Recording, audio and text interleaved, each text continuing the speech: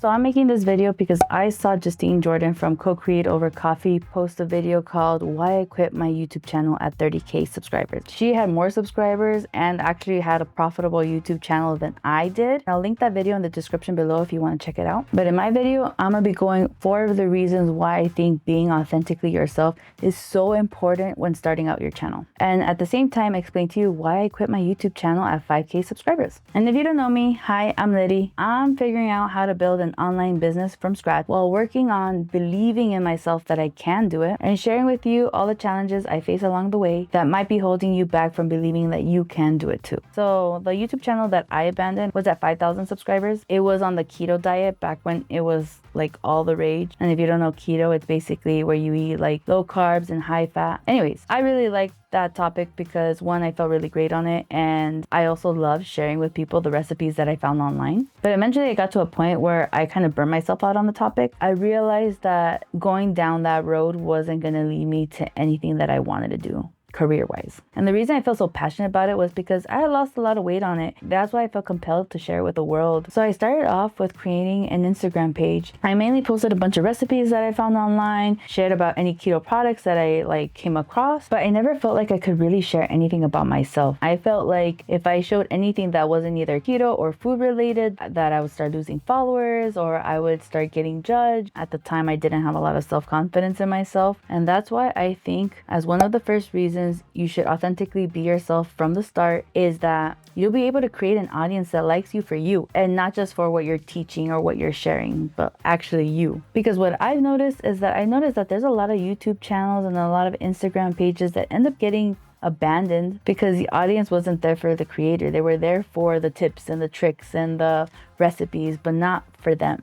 And why I still think that you should start off with a niche and grow it from there, I think that you should make sure that your presence, who you are authentically, should show up before anything. During my keto journey, I realized there were only a limited of options of career routes you can go through the keto space. One was becoming a keto coach, which is where you coach people on how to stick to a keto diet. While I did try it, I realized a little bit too late after making a $4,000 mistake. I realized that that was not the route I wanted to go to. I did not want to be responsible for somebody's health and holding them accountable to it. Like I was already having a hard time holding myself accountable. I could have also gone down the keto influencer route, but I didn't want to show product. I didn't want to have to say something nice about all the keto free PR products I was getting sent. It just felt very empty and it felt like my authenticity was dwindling. I also didn't want to become a weight loss channel. I didn't want to have my weight on display where it would always get judged as to like, oh, you're gaining weight. Oh, that's not keto. I just did not want that to be part of my life or part of the content that I promote. And then lastly, I could not ever see myself becoming a recipe creator. 1,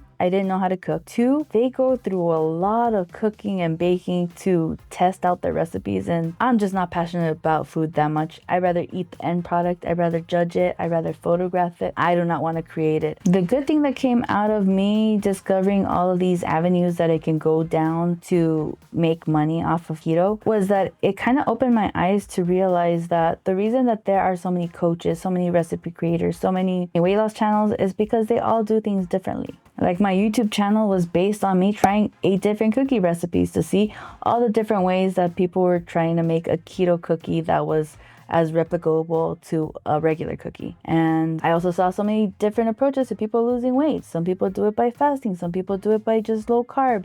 Some people did it by doing strict keto. Some people did it by just eating eggs. But being authentically themselves is what made them them. And that's why another reason why you should authentically be yourself from the beginning is because everything has already been said before. What matters is how you say it. And especially now that AI is on the rise, it's now easier than ever for people to copy and read a script verbatim. But what makes it different and unique is the quirks, the takes, the angles that you have from your own experiences that bring those words to life. So figure out the weird little thing that you do that no one else does and be proud of them and show it to the world. And another reason why I had to quit my YouTube channel and my Instagram was because once keto started getting popular, companies started started coming in and they started just basically slapping a keto label on everything. And on the surface, it sounds nice because it seems like, oh, companies are making things that are more keto friendly and it's now easier and more accessible for people to actually start a keto diet. But by putting more processed foods with a keto label on them,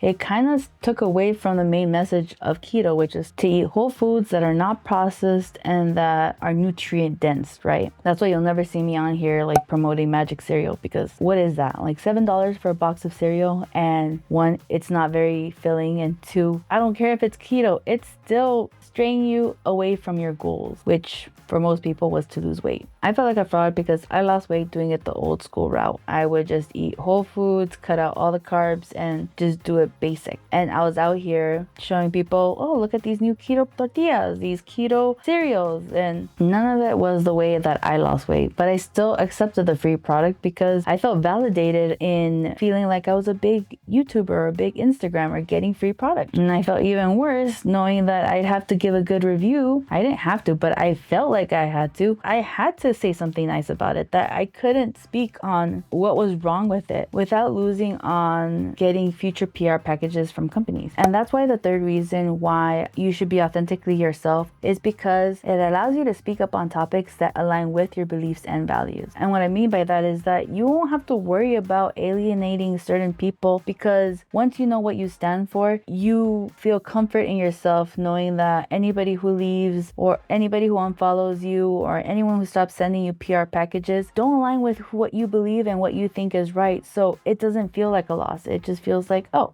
these are not my people. And it'll allow you to not take it to heart when people comment on your video saying, you're a photography channel, you're a self-improvement channel, you're a whatever channel. You shouldn't be speaking up on this, because you'll know those aren't your people. And being authentic to yourself will also make it easier to say no to sponsorships or brand deals or getting free product from brands that you don't like, so that you don't have to worry about being a sellout, because you know in your heart that you are only dealing with the things that you actually like and believe in. And by doing that, you'll slowly start gaining an audience that feels the same way that you do. Getting free product isn't all that great anyways. Most of the time they expect you to make a post out of it, which is work. Your house starts getting filled up with junk that you don't even really care about. And on the outside, it will look nice and validating to other people that, wow, she's a real influencer, she's getting PR packages. But in the inside, when you leave those nice reviews, instead of being honest, you'll feel and your audience will see the authenticity leaving your body. And that's why, for the fourth reason why it's important to authentically be yourself from the very beginning, is so that you don't fall victim to the comparison trap. You realize that there are channels out there that have a lot of subscribers, they have nice videos, they're getting a bunch of PR, and some of them might be even talking about the same things you want to talk about. And at one point, you'll be able to reach that level, but no one is going to be able to copy how you see things and how you experience them. And that's what people want to see. They want to see different perspectives, different views, different everything, even if it's about the same topic. I'm the type of person to watch 2 videos on the Fire Festival just to see what the differences were between the two. So don't ever be afraid that you're speaking about the same thing someone is. Just talk about what that means to you and how you've experienced whatever the topic is. Anyways, I say all of this because my why for making this and making my channel is that I don't want people to start an online presence or YouTube channel and get so far in to realize that that's not who they are and that's not what they want to be about. Because in the past, I had a big creator give me some advice to not create a brand or a YouTube channel around a certain trend or a very specific niche. And I didn't pay attention to that because I really felt that I was going to talk about the keto diet forever. And after creating my keto YouTube channel, I realized that it wasn't the keto diet that made me happy. It was taking pictures of food and recreating recipes that I found online that brought me joy. And that's why you'll still see a lot of cooking content on my channel, because I like to share recipes that I find online and test them. And I eventually still want to become a food photographer, but I'm taking a different approach this time. This time I'm documenting me figuring out how to start an online business by being myself. But I'm not just doing it for myself, because honestly, putting myself out on display for everyone to see me try and fail does not seem fun. But I know others want to see mistakes being made in real time, or they want inspiration to leave their entry level or retail job and create something for themselves. So yeah, don't be like me, be like you, authentically you, and I'll see you in the next one. Bye!